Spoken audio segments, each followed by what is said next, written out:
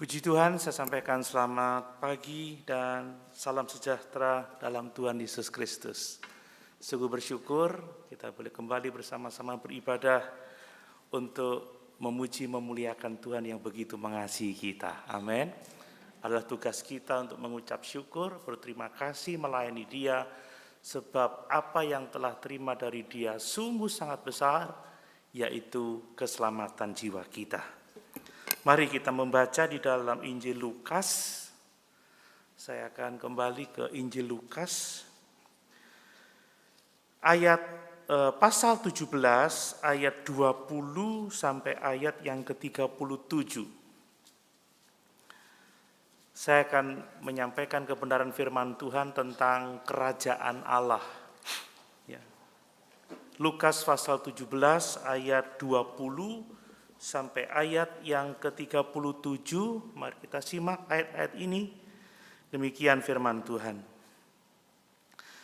Atas pertanyaan orang-orang Farisi, apabila kerajaan Allah akan datang, Yesus menjawab, katanya, kerajaan Allah datang tanpa tanda-tanda lahiriah.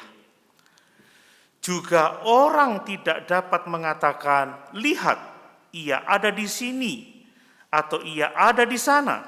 Sebab sesungguhnya kerajaan Allah ada di antara kamu. Dan ia berkata kepada murid-muridnya, akan datang waktunya kamu ingin melihat satu daripada hari-hari anak manusia itu, dan kamu tidak akan melihatnya.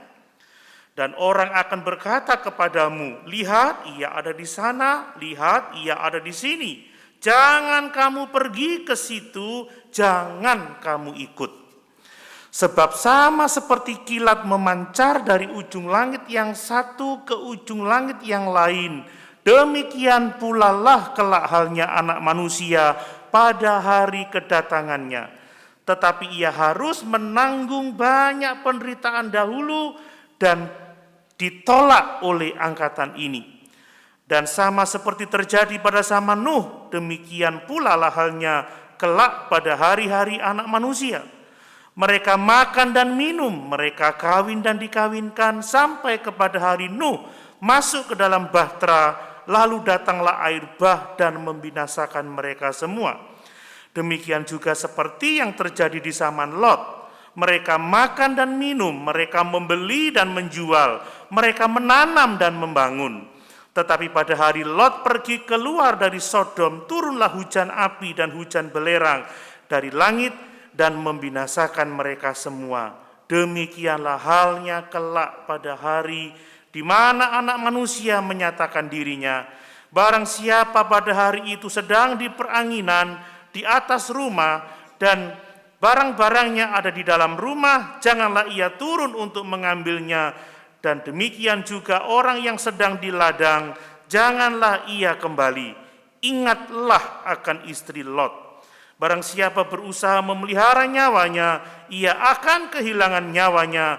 Dan barang siapa kehilangan nyawanya, ia akan menyelamatkannya.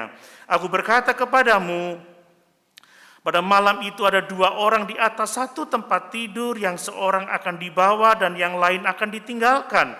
Ada dua orang perempuan bersama-sama mengilang, yang seorang akan dibawa dan yang lain akan ditinggalkan.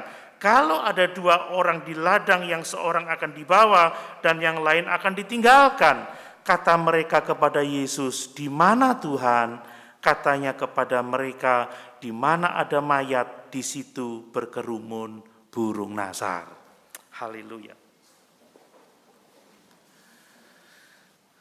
Bapak Ibu Saudara yang dikasihi oleh Tuhan, sebagaimana tadi saya kemukakan bahwa saya ingin menyampaikan kebenaran Alkitab tentang kerajaan Allah.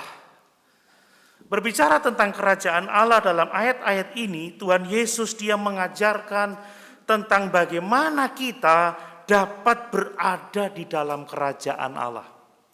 Bagaimana kita bisa masuk dalam kerajaan Allah? Bagaimana kita bisa menjadi bagian dari kerajaan Allah? Tentunya kita semua ingin masuk kerajaan Tuhan. Amin. Amin. Tidak ada seorang pun di antara kita yang tidak ingin menjadi bagian dari kerajaan Allah itu. Mengapa Bapak Ibu yang dikasihi oleh Tuhan? Dari ayat-ayat yang kita baca, Yesus sudah menubuatkan bahwa nanti saat kedatangannya kembali yang seperti petir memancar dari ujung langit ke ujung langit satunya. Dan bahwa saat kedatangannya dia akan menghakimi semua orang yang tidak berada dalam kerajaannya. Itu sebabnya mengapa kita ingin, kita mau ada di dalam kerajaan Allah. Sebab kalau dia datang kembali dan menegakkan kerajaannya, maka dia akan menghakimi semua orang yang ada di luar kerajaan itu. Dan pada waktu itu terjadi, tidak ada lagi kesempatan. Amin, Bapak Ibu. Itu terjadi secara tiba-tiba, secara mendadak, seperti petir memancar. Dan itu terjadi dengan begitu hebatnya. Makanya perlu kita sebagai anak-anak Tuhan, kita memastikan bahwa kita adalah anggota keluarga kerajaan Allah. Kita harus memastikan diri kita ada di dalam kerajaan Allah. Bahwa kita adalah bagian dari kerajaan Allah. Mari pagi ini kita fokus untuk memperhatikan apa yang Tuhan ajarkan tentang kerajaannya. Dan bagaimana kita bisa ada di dalamnya supaya saat dia datang kita adalah bagian dari orang-orang yang berbahagia yang masuk dalam kemuliaannya. Nah, Bapak Ibu yang dikasihi oleh Tuhan, kalau kita menyimak ayat-ayat ini, maka ayat-ayat ini dapat dibagi menjadi dua bagian. Ada dua bagian penting. Yang pertama ayat 20 sampai ayat 21 itu adalah jawaban Tuhan Yesus atas pertanyaan orang-orang Farisi tentang kapan kerajaannya akan datang. Ya. Orang-orang Farisi bertanya, apabila kerajaan Allah akan datang. Kemudian pada ayat 22 sampai 37, di situ Tuhan Yesus sedang berbicara kepada murid-muridnya tentang kerajaannya. Jadi di dua ayat pertama, Yesus menjawab pertanyaan orang-orang Farisi. Dan di sisa ayat yang berikutnya, Yesus sedang mengajarkan kebenaran tentang kerajaannya kepada murid-muridnya. Bapak Ibu dikasihi oleh Tuhan. Di dalam ayat-ayat ini Tuhan Yesus menunjukkan ada dua sifat kerajaan Allah. Kerajaan Allah itu ada dua sifat. Yang pertama adalah kerajaan Allah yang sekarang ini. Dan kerajaan Allah di masa yang akan datang, yang akan ditegakkan Tuhan pada saat kedatangannya kembali. Jadi ada dua dimensi kerajaan Allah. Kerajaan Allah sekarang dan kerajaan Allah yang akan datang. Itu kerajaan Allah. Dan jelas kita membaca bahwa kerajaan Allah itu sesungguhnya sudah ada sekarang. Dan dia ada tanpa tanda-tanda lahiriah. Enggak ada bangunan gedungnya, itu enggak ada prajuritnya, begitu ya. Enggak ada kelihatan penduduknya yang begitu banyak dan lain sebagainya. Tidak ada tanda-tanda lahiriah sama sekali. Itulah dimensi kerajaan sekarang. Mengapa demikian? Sebab kerajaan Allah itu sudah ada di dalam Yesus Kristus. Kerajaan Allah sudah ada di antara orang-orang percaya. Namun demikian nanti pada saat kedatangannya kembali, Tuhan akan menyatakan kerajaannya dengan tanda-tanda lahiriah yang dapat dilihat oleh semua orang. Amin. Saat Tuhan datang, dia datang dengan malaikat Tuhan yang berpasukan. Dia datang dengan semua orang percaya yang ada bersama-sama dengan dia oleh karena anugerah dan iman. Jadi ada dua dimensi kerajaan Allah. Sekarang kerajaan itu ada di antara kita, tidak dapat dilihat tanda-tanda lahiriahnya. Tetapi nanti ketika dia datang kembali, dia akan menyatakan kerajaannya. Jadi saya harus memastikan, Bapak Ibu juga harus memastikan bahwa kita harus menjadi anggota kerajaan Allah mulai sekarang. Amin. Kalau sekarang kita tidak menjadi bagian dari kerajaan Allah, maka nanti pun kita tidak akan menjadi bagian dari kerajaan Allah. Tetapi orang-orang yang sekarang sudah menjadi bagian dari kerajaan Allah, nanti saat kedatangannya kita akan menyatakan diri bersama-sama dengan Tuhan. Kita akan menghakimi semua orang, kita akan menghakimi malaikat-malaikat, bahkan itu yang dikatakan oleh Tuhan Juru Selamat kita Yesus Kristus. Jadi dia jelas menyatakan kepada kita bahwa ada dua dimensi kerajaan. Kerajaan sekarang yang tanpa tanda-tanda lahiriah dan kerajaan yang akan datang di saat dia menyatakannya pada waktu dia datang kembali. Bapak Ibu yang dikasihi oleh Tuhan, apa yang Tuhan nubuatkan tentang kedatangannya kembali, itu tidak bermaksud supaya kita berspekulasi tentang kapan dia datang, seperti beberapa kali kita pernah mendengar tahun 2000 Tuhan akan datang, terjadi kiamat ya. Mundur yang sebelumnya tahun 1997. Ya, saya masih ingat dulu di Sekolah Tinggi Alkitab Jember, semua pakai baju putih-putih siap menyongsong kedatangan Tuhan. Nah loh. Ya. Kita tidak menerima nubuatan ini supaya kita berspekulasi, tetapi Tuhan menunjukkan nubuatan ini supaya kita bijaksana hidup sekarang, supaya kita ada di dalam kerajaannya, dan saat dia datang kembali kita bersukacita bersama-sama dengan dia. Ini yang dikehendaki oleh Tuhan. Nubuatan diberikan supaya kita, bukan supaya kita berdebat tentang kapan, jam berapa, tanggal berapa, hari apa, tahun berapa. Tapi kalau kita diberitahu bahwa dia akan datang seperti petir memancar dari ujung langit ke ujung langit selanjutnya dan mengadakan penghakiman, supaya kita sungguh-sungguh waspada, supaya hari ini kita ada di dalam dia, hari ini kita ada di dalam kerajaannya, dan saat hari itu tiba, entah kapan saudara, karena hanya dia saja yang tahu hari kedatangannya, kita siap sedia menyongsong kerajaannya. Makanya sangat penting kita mengetahui bagaimana kita benar-benar ada di dalam kerajaan Allah. Mengingat kalau kita tidak ada di dalam kerajaannya, ngeri saudara ya. Akhir zaman itu ngeri, hari kedatangan Tuhan itu ngeri bagi orang-orang yang tidak ada di dalam kerajaannya.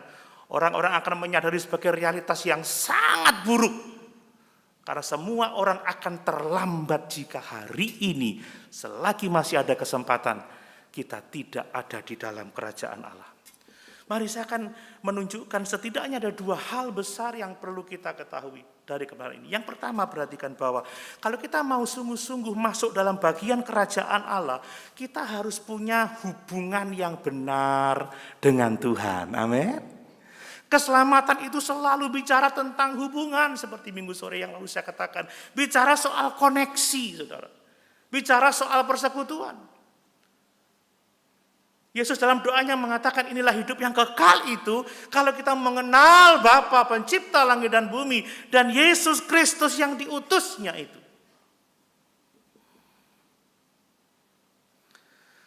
Ketika dia menegur orang-orang Farisi, dia berkata, bukan semua orang yang berseru kepadaku Tuhan, Tuhan yang akan masuk dalam kerajaan surga.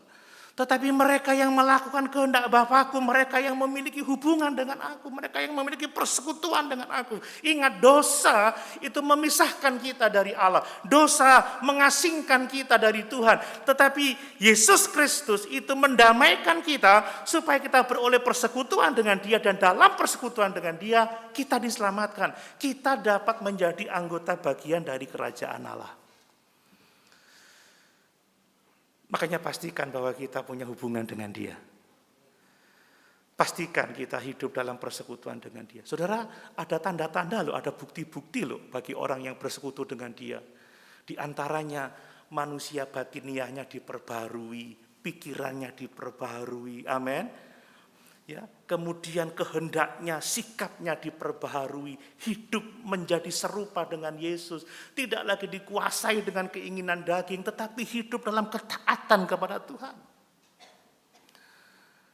Saudara, hati-hati loh dengan pernyataan yang penting kamu sudah doa menerima Yesus, kamu akan selamat sekalipun kamu tidak mengikuti kehendaknya. Waduh, toh nanti pada akhirnya kita akan diselamatkan. Dia sudah mati untuk dosa kita di masa lalu, masa sekarang, dan masa yang akan datang. Yang penting kamu percaya, sudah mengatakan Tuhan aku percaya kepadamu, kamu hidup semaumu, itu tidak menjadi masalah. Tidak demikian. Kalau kita sungguh-sungguh bersama dengan Yesus, kita akan menjadi seperti Yesus.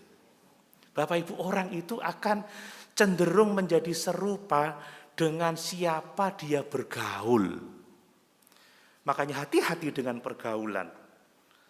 Alkitab mengatakan pergaulan yang buruk merusak kebiasaan yang baik. Saya bergaul dengan istri saya udah 25 tahun ini, hampir 25 tahun. Saya jadi mengikut dia dalam hal-hal tertentu ya. Dulu saya nggak suka mie, sekarang aduh saudara, mie itu enak ternyata. Dan karena banyak mie, jadi mie gede. Dulu dia nggak suka soto, saudara. Sekarang soto dia, kalau sudah soto itu kepala bisa 5, saudara. Kepala ayam. Itu hanya contoh kecil aja. Makanya perlu kita bersekutu dengan Tuhan dan itu ditunjukkan dengan tanda-tanda kelahiran baru. Amin. Amin. Hidup dalam persekutuan dengan Tuhan. Nah, coba kita lihat teks ini, saudara. Saya tidak dapat memastikan apakah orang-orang Farisi ini pertanyaannya jujur atau tidak. Atau dia sungguh-sungguh mau bertanya, kapan tiba kerajaanmu?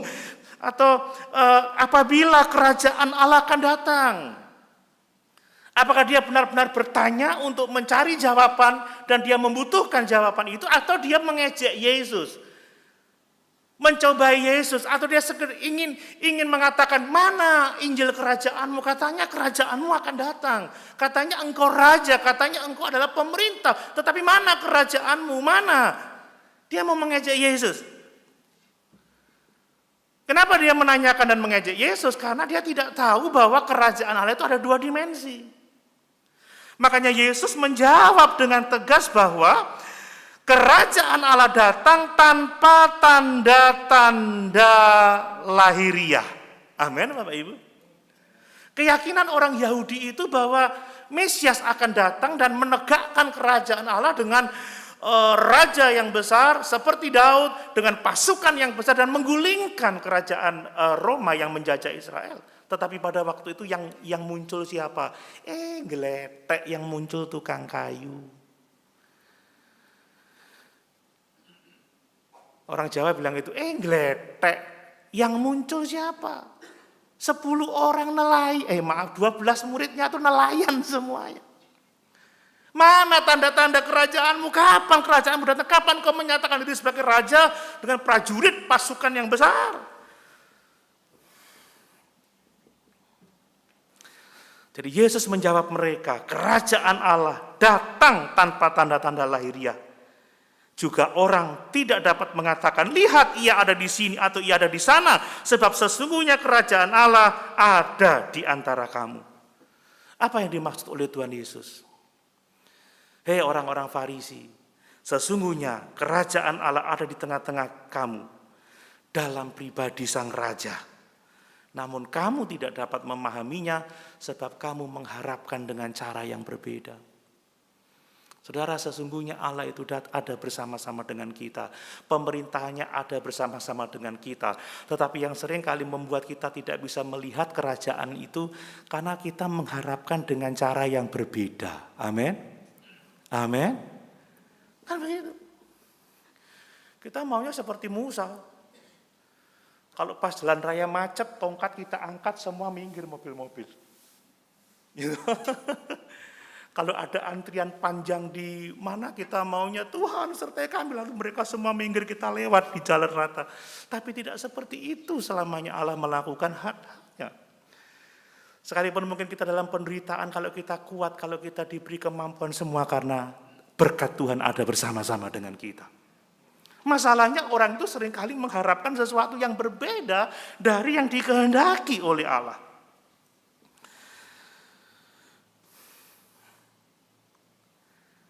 Ketika dia mengatakan kerajaan Allah datang tanpa tanda-tanda lahiriah, ini menunjuk pada kedatangan dia yang pertama. Ini menunjuk kepada awal dari kerajaannya.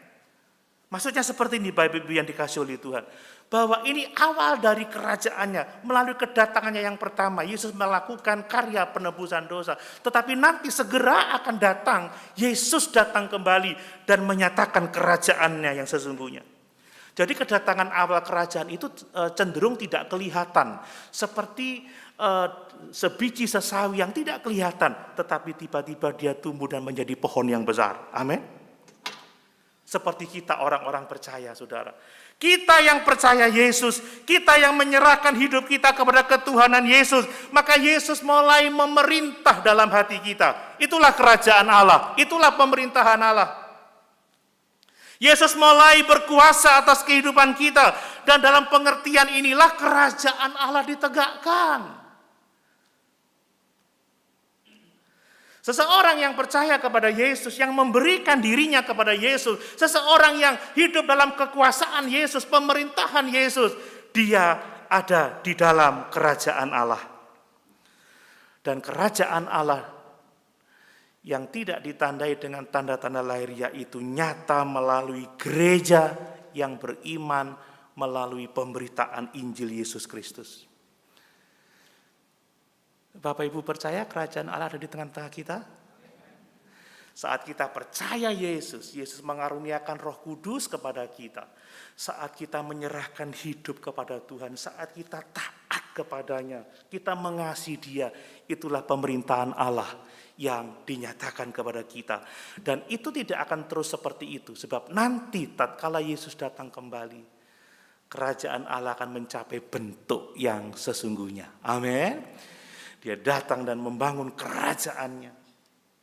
Tetapi saat dia datang, orang-orang yang tidak percaya Yesus hari ini, yang tidak menyerahkan hidupnya kepada Yesus, yang tidak bertuhankan Yesus, yang tidak mengasihi Yesus, akan mati binasa dalam waktu yang sangat singkat, seperti petir.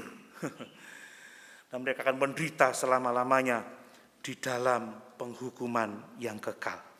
Bapak Ibu yang dikasihi oleh Tuhan, sekali lagi, bahwa nubuatan tentang kedatangannya kembali bukan untuk kita berdebat tentang kapan, tanggal, waktu dia datang. Tetapi kita diajar untuk hidup sesuai dengan kehendak Tuhan. Mari kita menyerahkan hidup kita untuk mencapai tujuan Allah seperti yang dikehendakinya. Jadi dari dua ayat ini kita belajar, saudara. Jangan seperti orang-orang Farisi, amin. Mereka yang tidak mau percaya Yesus, yang mengharapkan kerajaan Allah datang tidak seperti yang Allah rencanakan. Dia mengharapkan seperti yang mereka mau. Mereka mengejek, mereka mengolok Yesus Kristus. Jadi kalau kita seperti orang-orang Farisi yang tidak percaya kepada Yesus sebagai Mesias yang ditetapkan oleh Allah, dan tidak mau menyerahkan hidup dalam kekuasaan Tuhan, maka sesungguhnya kita tidak ada di dalam kerajaan Allah. Dan kalau kita tidak hidup dalam pemerintahan Allah, saat dia datang kembali, kita ada dalam bahaya yang sangat besar, yaitu penghakiman Allah untuk seluruh isi dunia ini. Mari kita memastikan diri kita ada di dalam kerajaan Allah. Amin. Amin. Jangan kita tidak percaya. Kerajaan Allah ada di antara kita. Kerajaan Allah ada di dalam pribadi Yesus Kristus. Kerajaan Allah ada di dalam kehidupan orang-orang yang percaya kepada Yesus, yang taat pada Yesus, yang mengasihi Yesus dan yang melakukan Yesus. Dan orang-orang yang seperti ini akan mengalami sukacita besar saat kedatangannya kembali. Hal yang kedua, saudara. Kalau kita ingin berada dalam kerajaan Allah yang akan datang, memang kita ada dalam kerajaan Allah sekarang, kita harus menanti-nantikan kerajaan Allah di masa yang akan datang itu. Amin, Bapak Ibu. Makanya berbahagialah orang yang menanti-nantikan Tuhan. Berbahagia orang yang menantikan kedatangannya kembali. Maksudnya apa, saudara? Kita sekarang percaya, ya. Kita mengasihi Tuhan, ya. Tetapi kita harus menunggu saat Tuhan menyatakan kerajaan itu. Menunggu itu selalu tidak mudah, betul? Betul Bapak Ibu? Dan saat menunggu, kalau kita tidak setia menunggu, ada begitu banyak godaan, ada begitu banyak tantangan selama kita menunggu kedatangannya kembali. Kalau kita nggak sungguh-sungguh menantikan kerajaan itu, nggak mengharapkan kerajaan itu, bisa-bisa kita kehilangan iman, kehilangan kepercayaan, dan kehilangan persekutuan dengan Tuhan. Jadi kita yang sekarang percaya kepada Yesus, kita yang mengasihi Yesus, kita harus setia menantikan kedatangannya. Pengharapan kita harus benar-benar kuat di dalam Tuhan. Nah, itu ada di dalam ayat 22 sampai ayat 37. Perhatikan bahwa ayat 22 sampai 37 itu tidak disampaikan kepada orang-orang Farisi yang pertanyaannya nggak tulus, tapi ini adalah pengajaran untuk para murid. Jadi murid-murid percaya kepada Yesus, ya, tetapi Yesus mengetahui ada bahaya penyesatan, ada bahaya pemurtatan seiring berjalannya waktu di mana Dia akan datang kembali. Bukankah ada banyak orang yang putus asa? Katanya Tuhan mau datang, kapan? Makanya diperlukan kesetiaan menanti-nantikan kedatangan Tuhan. Jadi murid-murid harus memperhatikan peringatan Tuhan ini. Makanya dalam pasal yang ke-18 Yesus berbicara tentang perumpamaan hakim yang tidak benar itu. Yang mengajar mereka untuk tidak menyerah, ya, untuk mereka tetap giat mencari apa yang harus mereka dapatkan. Kita yang percaya kepada Yesus harus menanti-nantikan kedatangan Yesus. Bapak Ibu, mungkin ini sudah mulai langka kita temukan di kekristenan. Kekristenan sekarang yang diberitakan apa? Bagaimana saat kita menderita, bagaimana saat orang membenci kita, bagaimana saat kita mau sukses, bagaimana selalu diri kita. Jarang kita diajar, yuk kita menanti-nantikan Tuhan. Kekristenan bukan tentang kita, kekristenan tentang Yesus. Amin, saudara. Kekristenan bukan tentang mendapatkan apa yang saya mau, tapi kekristenan tentang bagaimana kehendak Tuhan terjadi atas hidup kita. Makanya tidak heran saudara kalau akhir zaman Yesus berkata apa? Banyak yang dipanggil, sedikit yang dipilih. Memang mereka mengaku Kristen, ya, tetapi tidak menanti-nantikan Tuhan. Tidak setia dalam persekutuan dengan Tuhan. Ikut Tuhan mengharapkan dirinya yang harus dipenuhi keinginannya. Bukan kita ikut Tuhan untuk melakukan kehendaknya. Ingat bahwa kita tidak diselamatkan supaya kita dapat hidup bebas sesuai kehendak kita. Tetapi kita diselamatkan untuk hidup bagi Kristus yang telah mengasihi kita. Nah, kalau kita tidak memiliki pemahaman yang seperti itu, saudara, sesungguhnya kita menipu diri sendiri.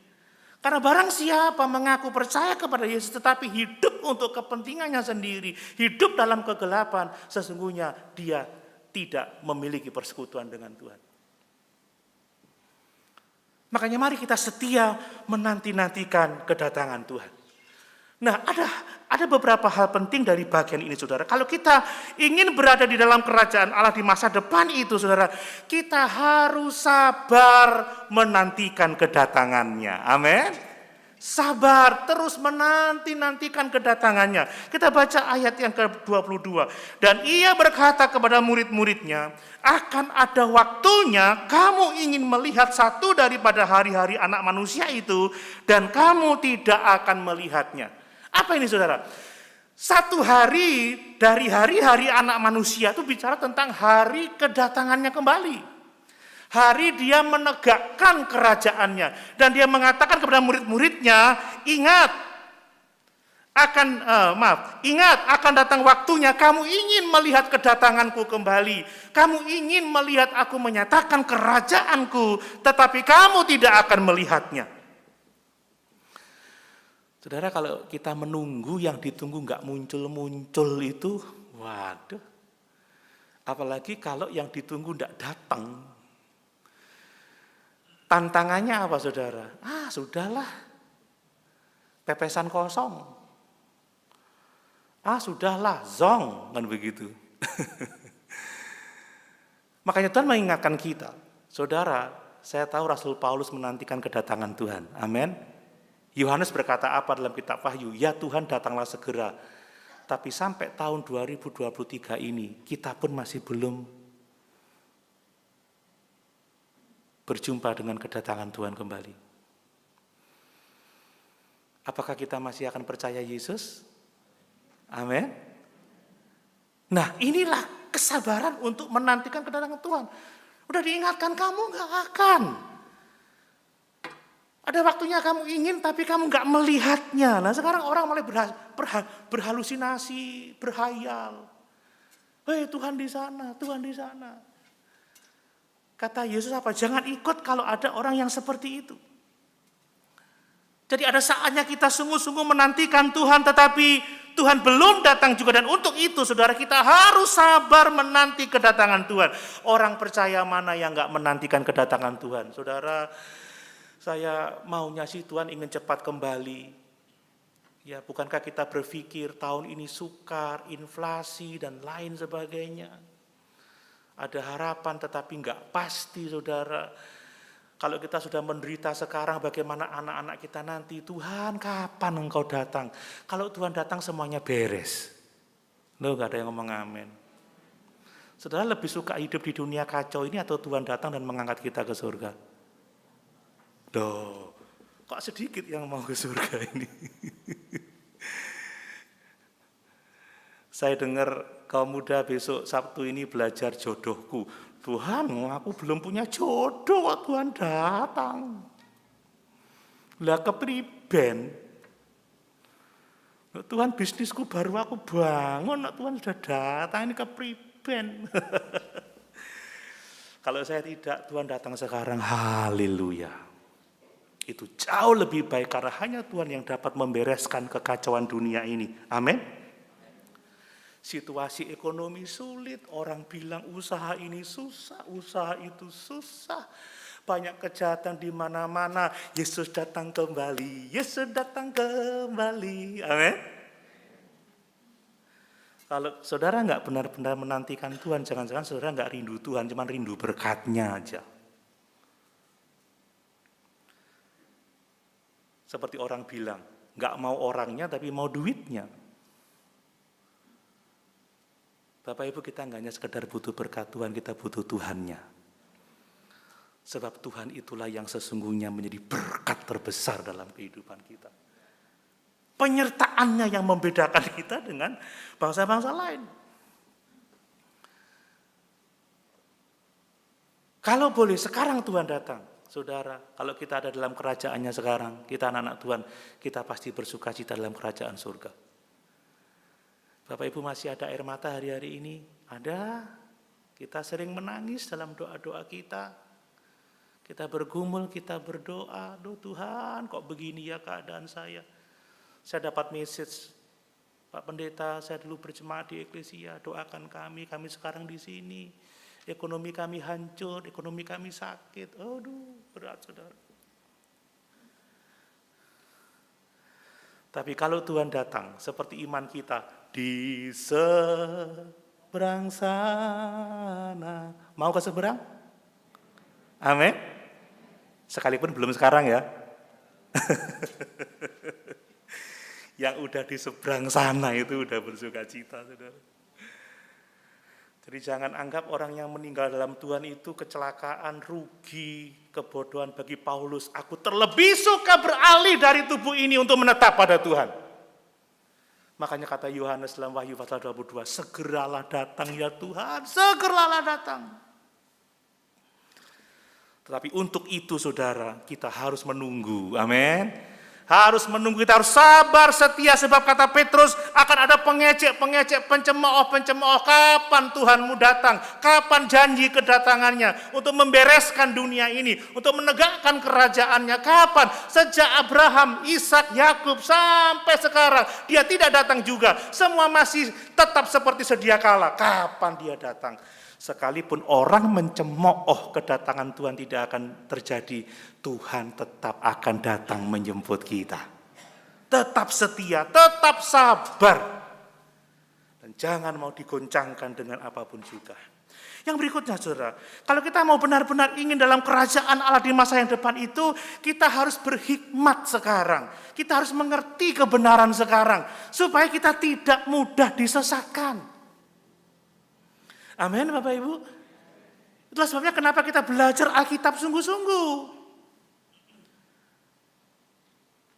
Karena di masa penantian kita akan ada nabi-nabi palsu. Bahkan sudah ada sejak Yesus datang sudah ada nabi-nabi palsu. Bahkan sejak masa perjanjian lama ada penyesat-penyesat.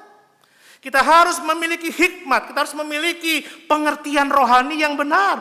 Ayat 23 coba kita baca. Dan orang akan berkata kepadamu, lihat ia ada di sana. Karena orang terlalu lama menunggu, orang mulai mengada-ada. Lihat ia ada di sini, jangan kamu pergi ke situ, jangan kamu ikut. Kita orang percaya selalu rentan terhadap yang namanya pencobaan, rentan terhadap yang namanya godaan. Kita ingin mendapatkan jawaban cepat, kita ini suka sesuatu yang instan. Kalau Tuhan melatih kita dalam penderitaan, kita nggak mau. Kita maunya doa sekarang, selesai sekarang. Kita maunya ngomong sekarang, ada sekarang. Kita nggak mau berproses. Sebenarnya kalau kita menantikan Tuhan itu proses untuk kita dibangun kerohanian kita semakin hari semakin mengalami kekudusan yang sifatnya progresif. Amin Bapak Ibu. Ini luar biasa. Makanya hati-hati jangan sampai ada orang yang menyesatkan kita. Bapak Ibu percaya di gereja kita diajarkan kebenaran? Amin. Mungkin seringkali nggak enak didengar telinga. Saya dengar ada banyak komentar, wih khotbah dowo sak piro sih? Amin Bapak Ibu. Lebih panjang film The Avengers. Endgame itu 3 jam filmnya, khotbah nggak sampai 1 jam. Kalau sampai 1 jam itu berkat lebih untuk kita. Amin. Ya. Wakanda Forever 2 jam lebih. Tapi untuk Yesus Forever ini loh 1 jam aja keberatan. Haleluya. Khotbahnya kurang lucu ya, undang aja pelawak saudara ya, stand up comedy. Saya nggak diutus untuk melawak, tapi untuk menyatakan kebenaran.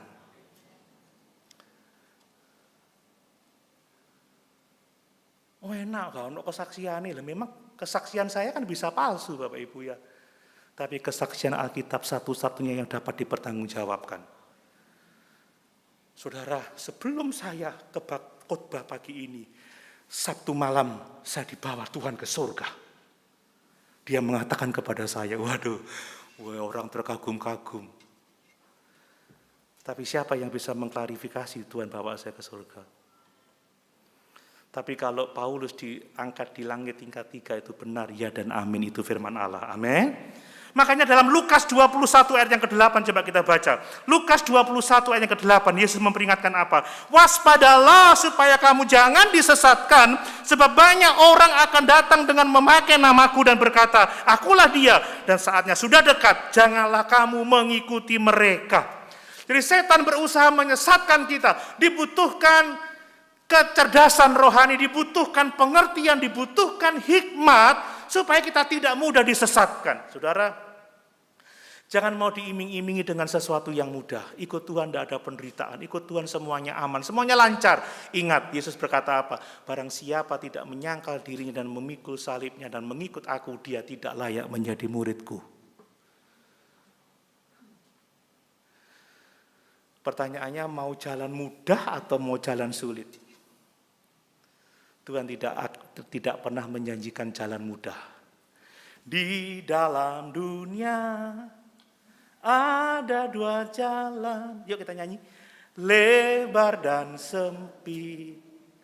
Siapa mau pilih yang lebar?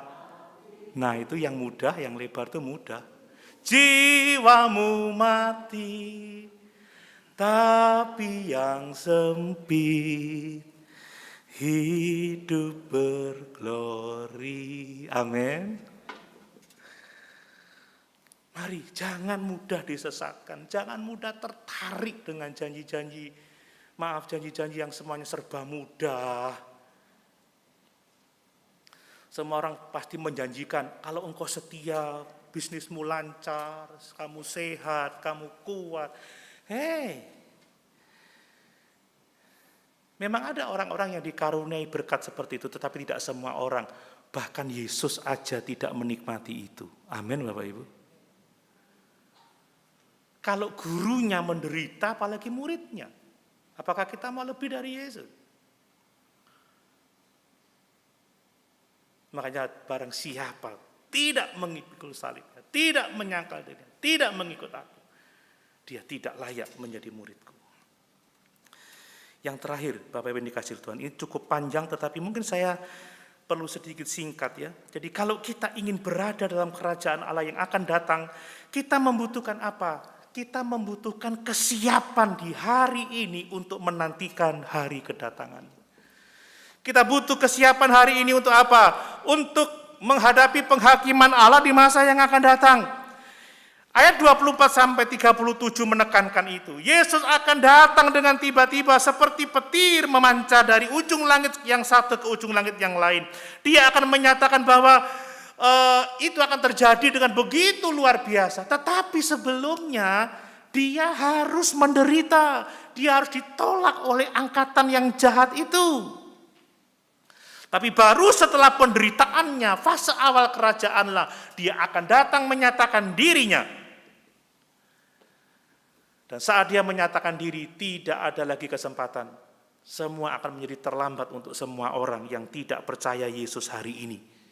Makanya hari inilah kita harus benar-benar mempersiapkan diri kita untuk kedatangan Tuhan. Amin. Selagi masih dapat dikatakan hari ini, harinya Tuhan, hari penyelamatan itu, maka jangan sia-siakan kesempatan untuk kita bersekutu memuliakan Tuhan. Ada dua contoh besar ya. Yang pertama Nuh dan Lot. Bapak Ibu yang dikasih oleh Tuhan.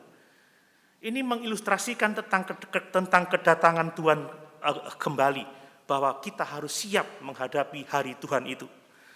Perhatikan pada zaman Nuh maupun pada zaman Sodom, Lot yang terkenal jahat, saudara. Tetapi di sini Tuhan tidak sedang fokus pada kejahatan, sebab kalau fokus pada kejahatan maka orang baik bisa protes, saudara.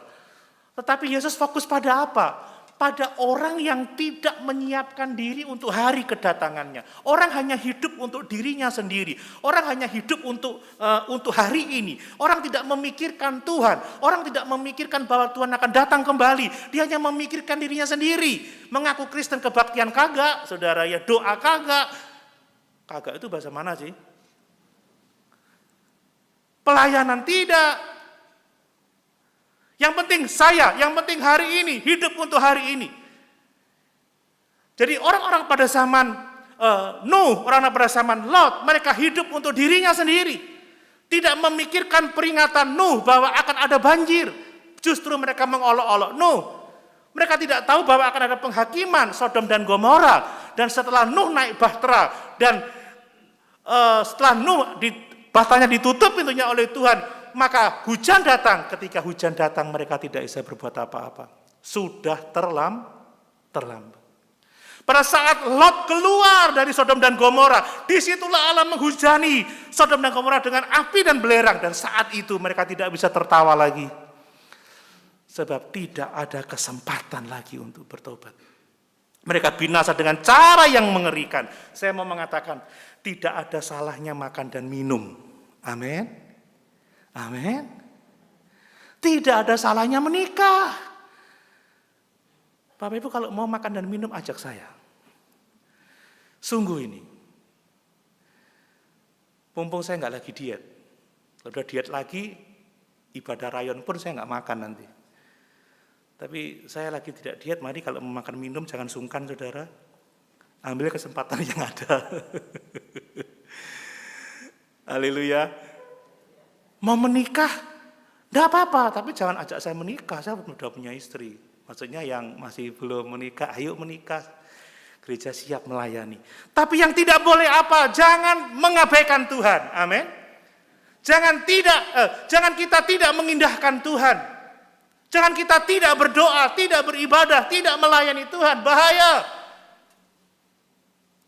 Pada zaman Lot, saudara, tidak salah saudara orang membeli, tidak salah orang menjual, tidak salah orang membangun, tidak salah, silakan membangun. Silakan berdagang, silakan berusaha, tetapi jangan mengabaikan Tuhan, jangan tidak mengindahkan Tuhan, jangan tidak menanti-nantikan Tuhan. Karena kalau kita tidak menanti-nantikan Tuhan, kita menempatkan diri kita dalam bahaya. Sebab ketika air bah itu datang, mereka tidak dapat berbuat apa-apa. Mereka mengalami hidup yang sangat mengerikan. Bayangkan saudara, tiba-tiba air datang, air naik, saudara, air naik mulai semata kaki, sedengkul, seperut, mati tenggelam. Tiba-tiba api belerang datang, bam! Mari pemuda remaja belajar tentang bagaimana mendapat jodoh seperti yang dikehendaki Tuhan. Silahkan, ayo belajar, berusaha, ayo kita sukses hari ini. Tapi jangan melalaikan Tuhan akan datang kembali. Jangan tidak beribadah, jangan tidak berdoa, jangan tidak melayani Tuhan. Kemudian saudara, ada perumpamaan yang lain lagi saudara. Seorang berada di peranginan. Kalau Tuhan datang, jangan turun mengambil barang lagi. Seperti istri Lot masih sayang dunia ini, akhirnya dia menjadi tiang garam. Kalau engkau ada di ladang ketika Tuhan datang, cepat segera respon Tuhan. Larikan dirimu, selamatkan dirimu. Percaya Yesus, terima Yesus. Saudara, kalau terima Yesus kita harus meninggalkan sesuatu yang berharga di dunia ini. Itu tidak ada harganya di mata Tuhan. Amin. Kalau orang tidur, dua orang tidur, yang satu diangkat, satu ditinggalkan. Tapi memang kadang saya berpikir yang diangkat itu yang selamat atau yang dihakimi ya.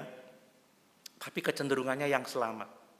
Orang sedang menghilang, yang satu diangkat, satu ditinggalkan. Kemudian murid-murid dia bertanya begini, di mana Tuhan? Ini juga pertanyaan yang maksudnya di mana itu apanya? Saya juga sedikit bingung. Tapi saya berpikir di mana adalah di mana penghakiman itu terjadi. Dan Yesus menjawab dengan jawaban yang juga cukup membingungkan. Di mana ada bangkai, di situ ada burung nasar. Mungkin dia mengatakan, kalau ada kematian, disitulah penghakiman itu terjadi. Amin. Jadi hati-hati saudara. Mari kita memastikan diri kita hari ini, selagi dapat dikatakan hari ini, miliki hubungan yang benar dengan Tuhan. Percaya Yesus sungguh-sungguh. Kasihi dia, layani dia. Dan mari kita menanti-nantikan kedatangan Tuhan. Sabar saudara menantikan kedatangannya. Bangun pengertian, bangun hikmat di dalam Tuhan. Supaya kita tidak mudah disesatkan. Dan mari kita menyiapkan diri kita untuk hari kedatangannya. Amin. Sama-sama kita berdiri.